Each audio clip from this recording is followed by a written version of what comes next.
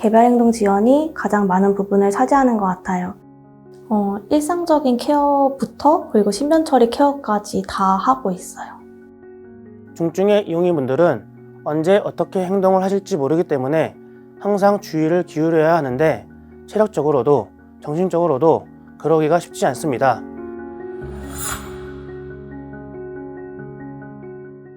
저희 직원들은 다수가 업무 과중에 대해서 이야기를 하고 있습니다.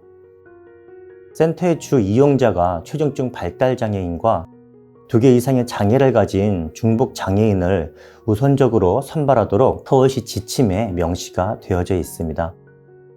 센터의 모든 직원들이 이용자의 학습 지원 외에도 신변 처리 지원과 도전적 행동에 대한 중지 업무를 맡고 있어 이러한 부분들이 업무 과중에 요인을 미치고 있습니다.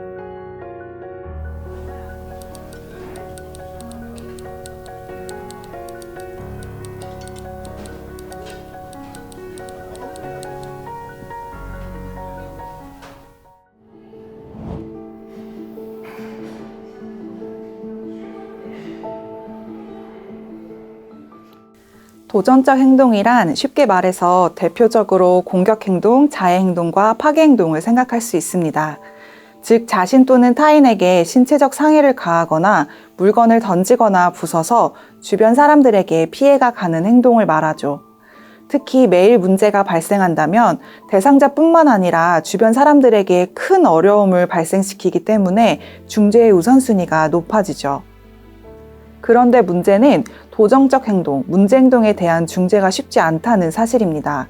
중재를 위해서는 기본적으로 행동 원리에 대한 전문 지식을 가져야 하죠. 왜냐하면 지금 우리가 중재하려는 대상이 결국 행동이기 때문입니다.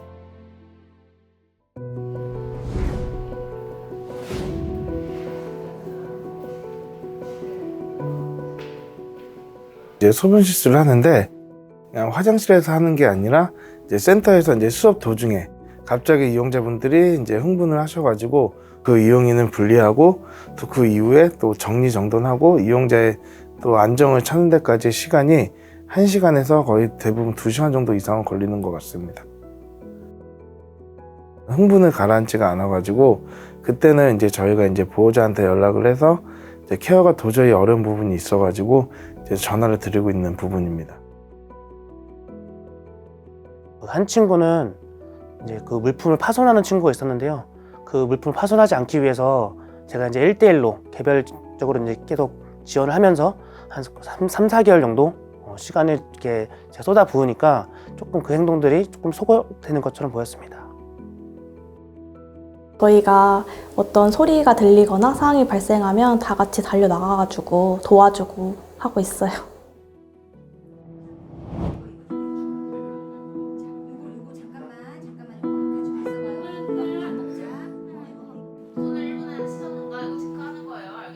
도전적 행동 중재는 사실은 어려운 편입니다. 도전적 행동을 중재하기 위해서는 그 행동의 원인을 파악한 다음에 새로운 좋은 행동을 학습시키는 과정과 기존의 도전적 행동이 더 이어지지 않도록 적절히 일관적으로 대처하는 것도 필요합니다.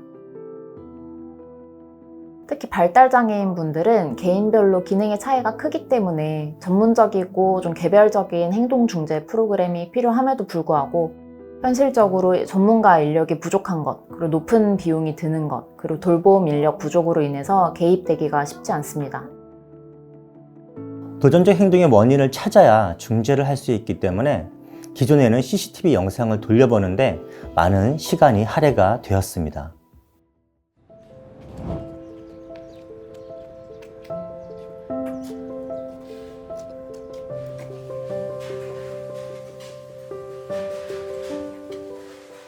담임교사 1명당 중증 발달장애인 3.3명을 케어하고 있습니다.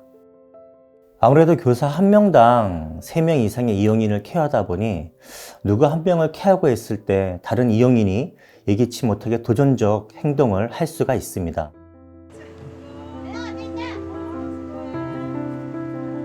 보통 오래 계시진 않는 것 같아요. 한 1년에서 2년 정도, 1-2년 정도로 알고 있어요. 도전적 행동이 심한 발달장애인은 자해나 폭력 등의 행동을 보이기 때문에 돌봄 난이도가 높습니다. 종사자들이 돌봄 과정에서 신체적, 정신적으로 피로감이 높기 때문에 돌봄을 기피하기도 하고 단기간에 이직을 하기도 합니다.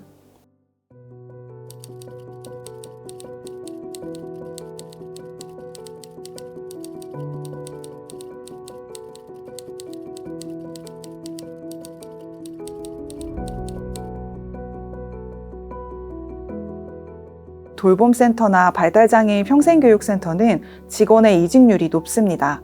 그만큼 이용인을 케어하는 담당자의 교체 주기가 제법 자주 있다는 얘기죠. 그 말은 새로운 담당 교사가 올 때마다 해당 이용인에 대한 파악을 다시금 해야 하는 일이 발생합니다.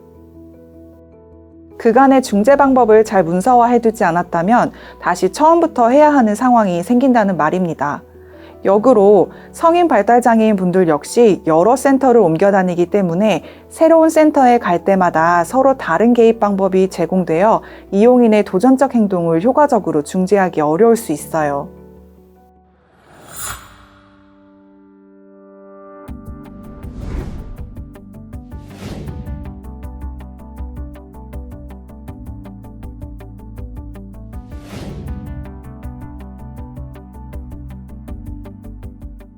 서울시는 다양한 돌봄 서비스를 제공하고 있기 때문에 대부분의 발달장애인이 한 번쯤은 돌봄 지원을 받았을 것으로 생각합니다. 다만 도전적 행동이 심한 발달장애인의 경우 돌봄 지원에 어려움을 겪고 있는데요. 서울시 복지재단 연구 결과 3,400명 정도가 도전적 행동이 심한 것으로 파악하고 있습니다.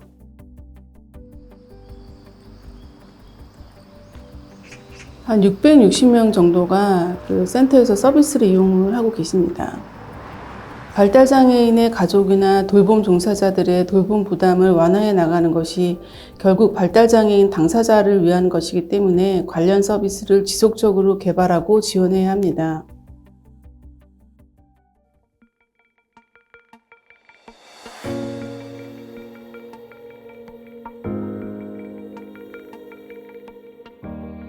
요즘 AI가 화두이고 다양한 분야에서 AI 기술이 적용되고 있는데요.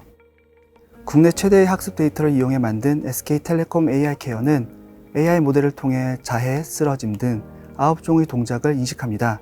분석된 데이터는 자동으로 통계화되어 교사 등 현장 인력의 업무 부담을 덜어줍니다.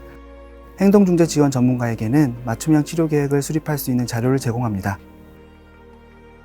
서울시의 여러 가지 서비스 중에서 전국 최초로 시행한 발달장애인 평생교육센터나 최중증 발달장애인 나탈동 지원 사업이 전국적으로 확대되어서 발달장애인 가족에게 많은 도움이 될 것이라고 생각합니다. 그러나 향후 가족들에게 무엇보다도 도움이 될 것으로 판단하는 것은 SKT와 함께 진행하는 발달장애인 AI 케어 사업입니다. AI가 어떻게 케어에 활용이 될 수 있을까? 과연 사람이 하는 일을 기계가 소화해낼 수 있을까? 드디어 AI가 우리 현장에도 적용되는구나. 과연 AI가 어느 정도까지 업무 부담을 줄여줄 수 있을까 하는 의문이 들었죠.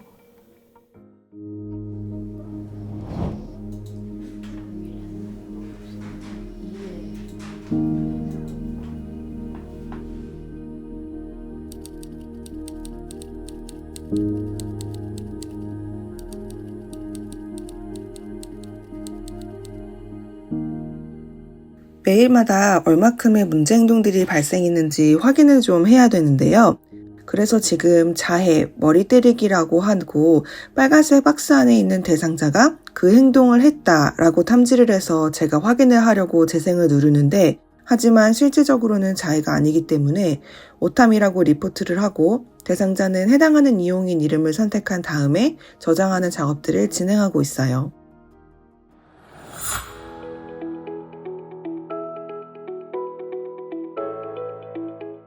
종로랑 도봉구에 설치된 AI 저희 발달장애 돌봄 솔루션에서 AI 모델들이 돌아가면서 지금 오알람들이 계속 좀 발생하고 있는 부분들이 있어서 이 부분들에 대한 개선할 수 있는 항목들을 지금 디스커션 해야 될 것 같아요. 그 책상 위에 엎어져 있는 그 아이들까지 지금 폴 라이로 뜨고 있는데 저 부분에 대해서 행동중재사 분들께서 저 부분은 이제 문제 행동이 아니다라고 좀 의견을 주셔서 우선 지금 저 부분을 다 폴스 파지티브로 지금 저희는 취급을 하고 이걸 이제 없애는 지금 작업을 진행을. 근데 저희가 행동 유형에 대해서 조금 정의를 다시 한번 행동 전문가분들이랑 디스커션 해봐야 될 것 같아요. 알겠습니다. 저희 중에 미팅 만들어서 진행해볼게요. 처음에 저희 SKT는 AI를 더 똑똑하게 학습시켜서 동작인식 정확도를 높이고 나아가 도전행동 발생 전에 예측까지 만약에 할 수 있다면 더 많은 도움이 될 거라고 생각했었죠. 그런데 실제 적용을 해보니 AI만큼 사람의 중요성이 크다는 것을 깨닫게 됐습니다. AI가 아무리 잘 감지를 해도 결국 좋은 전문가가 올바르게 도전행동을 중재해야 되기 때문이죠. 그런데 재정적 어려움과 전문가 수 자체가 부족하다 보니 센터별 중재 전문가 채용은 쉽지 않은 상태더라고요. 그래서 적은 수의 행동중재 전문가가 더 많은 센터를 도울 수 있도록 원격 행동중재 관리 시스템까지 저희가 제공하게 됐습니다. 실제로 운영해보며 사용자들이 피드백을 받아서 개선하는 단계에 있습니다. 올해 상반기에 정식 오픈을 목표로 하고 있으며 여러 지자체에서 해당 솔루션에 관심을 많이 보이셔서 더 많이 확장할 계획입니다. 발달장애인 AI 케어 사업이 민간과 공공이 협업하여 만든 좋은 사례가 될 수 있다고 생각합니다. 발달장애인 평생교육센터 2곳에 AI 케어 시스템이 설치되어 있고요. 중재 전문가들에 의하면 실제 중재 서비스를 제공하기 때까지의 그 시간이 확연히 줄었다고 확인되고 있습니다.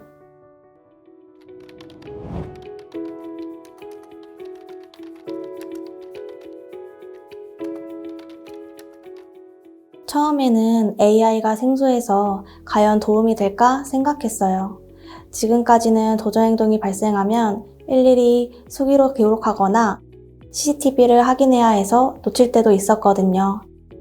AI 케어는 지정된 행동이 발생할 때마다 데이터가 누적되어 이런 불편함들이 많이 나아질 것 같아요. 이 AI 시스템이 이용인들의 다양한 행동 특성을 잘 파악하여 빠른 행동 중재로 이어진다면 이들이 안정적으로 평생교육센터의 환경에 적응할 수 있을 거라고 생각이 됩니다. 그러나 이용인들의 도전적인 행동을 지원하는 데 있어 이 AI 시스템을 통해 교사 및 도전적인 행동을 하는 대상만이 아닌 타 이용자들의 일거수일투족이 적나라하게 노출되는 상황에 대해 염려가 되는 것이 사실입니다. 행동 양상에 대해서만 캐치하고 녹화가 되면 좋겠지만 그 외에 이용자들의 인권과 초상권에 대한 부분을 고려하지 않을 수 없기 때문입니다. 현재 시행하고 있는 AI 행동 분석을 발전시켜 관찰하지 못하는 부분까지 관찰이 가능해진다면 이용자의 개별 지원이 원활해질 것으로 생각됩니다. 중재 횟수가 줄어들게 되면 교사가 가지는 체력적, 정신적 방전도 줄어들지 않을까요? 이 사업은 단기간에 할 수 있다기보단 중장기적으로 여러 기관과 여러 자치단체가 모두 협업해서 꾸준하게 발달장애인 개개인의 돌봄 데이터를 쌓고 관리하고 미래의 돌봄자분들에게 잘 전달하는 것이 제일 중요하다고 생각합니다. 본 AI 기반 발달장애인 돌봄 시스템이 발달장애인이 거주하시는 지역의 구애 없이 그리고 인생의 어느 시점에서 돌봄을 받으시게 되더라도 일평생 돌봄의 연속성을 잘 보장받을 수 있게 해드리는 것이 저희의 진짜 꿈이자 목표입니다. 진짜 꿈이에요.